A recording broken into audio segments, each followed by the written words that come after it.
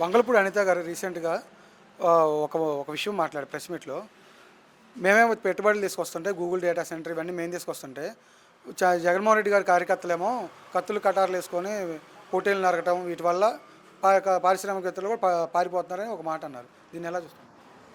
అనిత గారు మాటలు తీసుకుంటే ఆ రోజున బాలకృష్ణ గారు మూవీ రిలీజ్ అవుతుందని చెప్పేసి ఆ రోజున పొట్టేళ్ళు వేసి మరి చంద్రబాబు నాయుడు గారు మరి ఫ్లెక్సీకి బొట్లు పెట్టారు.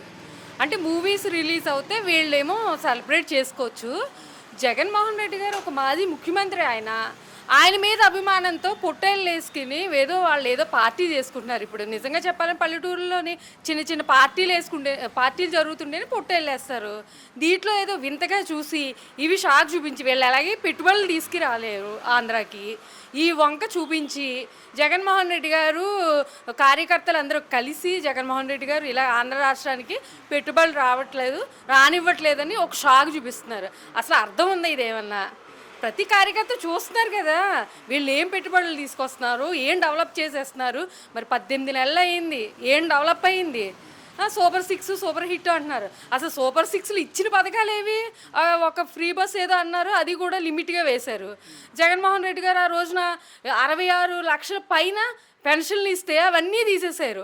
అవన్నీ ఇంచుమించు 5 లక్షలు 6 లక్షల పెన్షన్లు తీసేసి ఈ రోజున మేము నియోజకవర్గానికి 200 పెన్షన్లు ఇస్తున్నామంట. తీసేయడం ఎందుకు, ఇవ్వడం ఎందుకు? మీరు ఏదైనా కొత్తగా ఇస్తే చెప్పండి, ఇది చెప్పాలి. కానీ మీకు పొట్టేళ్ళు వేస్తుంటే ఇక్కడికి రావట్లేదు పెట్టుబడి పెట్టడానికి, లేకపోతే మేము కంపెనీలు తీసుకొస్తున్నాం. జగన్మోహన్ రెడ్డి ప్రభుత్వం ఉన్నది మాది కాదు కదా, జగన్మోహన్ రెడ్డి గారు కాదు కదా ముఖ్యమంత్రిగా ఉన్నారు. ఇప్పుడు అది కూడా చేసుకోలేకపోతే ఇప్పుడు ఆ మాత్రం దానికి మీరెందుకు పరిపాలించడం? కానీ లా అండ్ ఆర్డర్ కూడా మేము కంట్రోల్ చేశాము. జగన్మోహన్ రెడ్డి గారు విచ్చలవిడిగా అరాచకాలు చేయడం వల్లే ఇవంతా ఓడిపోయింది, 11కి పడిపోయారు. ఈసారి కనుక ఇట్లానే చేస్తే రెండు స్థానాలు కూడా రావని చెప్పేసి అనిత గారు అన్నారు. లా అండ్ ఆర్డర్ కంట్రోల్లో ఉన్నది జగన్మోహన్ రెడ్డి గారి కాలంలో. ఇప్పుడు చూస్తున్నారు, ఒక రెడ్ బుక్ రాజ్యాంగాన్ని తీసుకొచ్చి లా అండ్ ఆర్డర్స్ వీళ్ళ చేతిలోకి ఎలా తీసుకున్నారనేది ప్రజలంతా చూస్తున్నారు. అది చూసి ఆ రోజున జగన్మోహన్ రెడ్డి గారు ఓడిపోవడానికి కారణం ఏంటనేది కూడా ఇప్పుడు ప్రజలకు తెలుసు. ఆ ఈవీఎంలో మీరు ఏం చేశారనేది అందరికీ తెలుసు.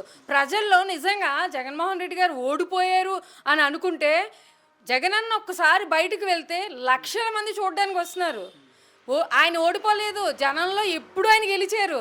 ఏంటంటే మీరంతా చేసిన ఈ కుట్రకి బలయ్యాం అంతే. మేము తప్పకుండా రేపు రొద్దుట మళ్ళీ మేము అధికారంలోకి రాబోతున్నాము. జగన్మోహన్ రెడ్డి గారు అదే చెప్తున్నారు, మేము అధికారంలో తప్పకుండా ప్రజలకి మా మీద ఉంది, తప్పకుండా తీసుకొస్తారని చెప్తున్నారు. దీనికి మేము లా అండ్ ఆర్డర్స్ మీరు మా కార్యకర్తల మీద కానీ మా నాయకుల మీద కానీ కక్షపూర్వకంగా మీరు చేతిలో తీసుకుని మీరు చేస్తున్నారు. జగన్మోహన్ రెడ్డి గారి కాలంలో ఇలాంటివి ఏమీ చేయలేదు, మీరంతా చూశారు. అలా చేస్తే ఆ రోజున మరి జగనన్న ఫ్యామిలీని విపరీతంగా ట్రోల్ చేశారు. అయినా కూడా ఇవంతా సోషల్ మీడియా ఏదో చేస్తున్నారని వదిలేశారు. ఆ రోజునే ఆయన నిజంగా చర్యలు తీసుకుంటే ఇలా ఉండవు.